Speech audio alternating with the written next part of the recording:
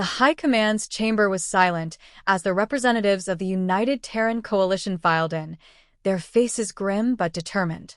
The atmosphere in the room was tense, as if the weight of the entire galaxy rested on the shoulders of these few individuals.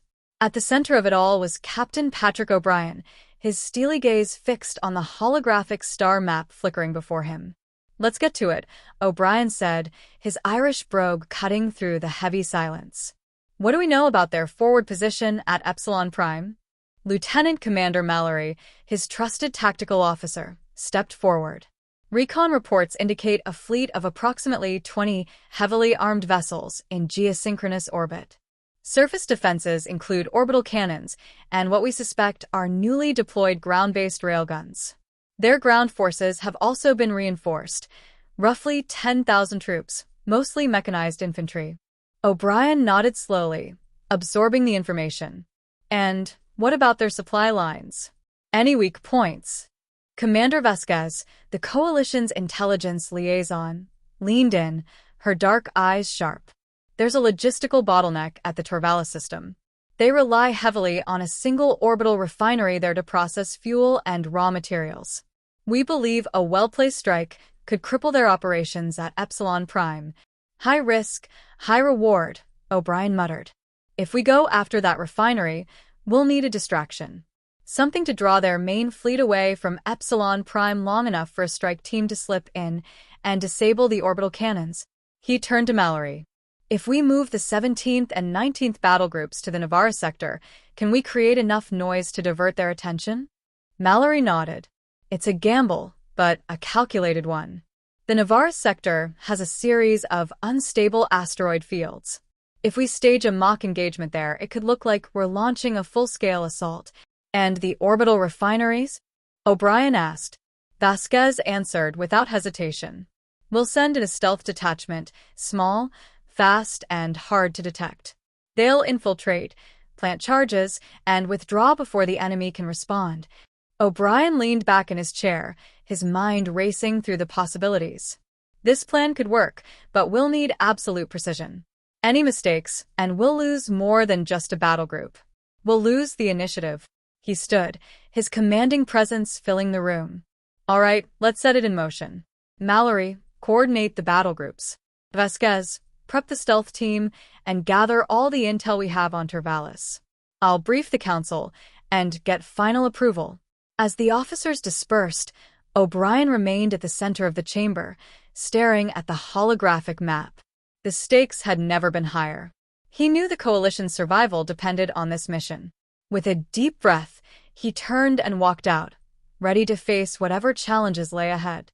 The Navarra sector was a swirling maelstrom of debris and cosmic dust, its asteroid fields creating a natural labyrinth that had deterred most spacefarers for centuries.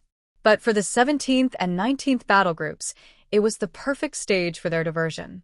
Captain O'Brien stood on the bridge of the UTS Resolution, watching as his fleet moved into position. The massive warships maneuvered gracefully through the hazardous field, their shields shimmering as they deflected smaller debris. The entire operation was a delicate balancing act. One wrong move, and the mission would fail. "Captain," Mallory said from her station, "all units are in position. The signal is ready to be transmitted." O'Brien nodded. "Do it." A moment later, a burst of encrypted data was sent out, carefully crafted to look like genuine tactical chatter. The enemy sensors would pick up the transmission and, with luck, interpret it as the prelude to an invasion. The goal was simple: draw their forces away from Epsilon Prime. The minutes ticked by, each one feeling like an eternity. O'Brien's eyes never left the tactical display. If the enemy took the bait, their main fleet would be on the move soon. If not, the entire operation would be compromised. "Sir," Mallory said, a hint of urgency in her voice, "we're detecting movement. Multiple enemy vessels are breaking formation at Epsilon Prime and heading for Navarras." A small smile tugged at the corner of O'Brien's mouth. "Good. Let's keep up the illusion. Begin Phase 2. The battle groups launched a series of simulated skirmishes, their ships firing controlled bursts that wouldn't inflict serious damage. To the enemy's sensors, It would appear as a fierce battle unfolding in the asteroid fields. O'Brien watched as the enemy's reinforcements poured into the sector, leaving Epsilon Prime increasingly vulnerable. Meanwhile, the stealth team was already en route to Torvalis. Using a small, cloaked vessel, they slipped past the enemy's perimeter defenses and closed in on the orbital refinery.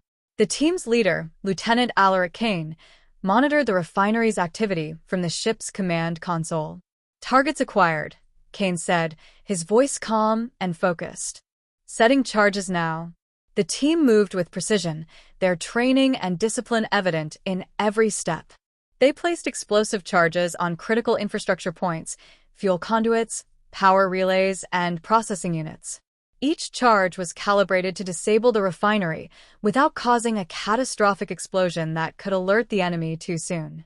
As the charges were armed, Kane's second-in-command, Sergeant Dara Holt, kept watch on the refinery's maintenance crews. The enemy personnel were blissfully unaware, going about their routines as the team worked silently in the shadows. "Charges set," Holt reported. "Ready to exfil." "Move out," Kane ordered. The team retreated to their cloaked vessel, their presence never detected. Kane signaled the resolution, confirming the mission's success. Back in the Navarre sector, O'Brien monitored the situation closely. The enemy fleet was now fully engaged, chasing phantom targets through the asteroid fields. It was the moment of truth. "Commander Vasquez," O'Brien said, "detonate the charges." A split second later, the Torvalis refinery erupted in a controlled cascade of explosions. The carefully placed charges disrupted the enemy's fuel production, leaving their fleet at Epsilon Prime stranded and vulnerable. Without a steady supply line, their defensive capabilities would weaken rapidly. The room erupted in cheers as the team's success was confirmed. O'Brien allowed himself a brief moment of satisfaction before turning his attention to the next phase. "Prepare the assault force," he said. "We're taking Epsilon Prime."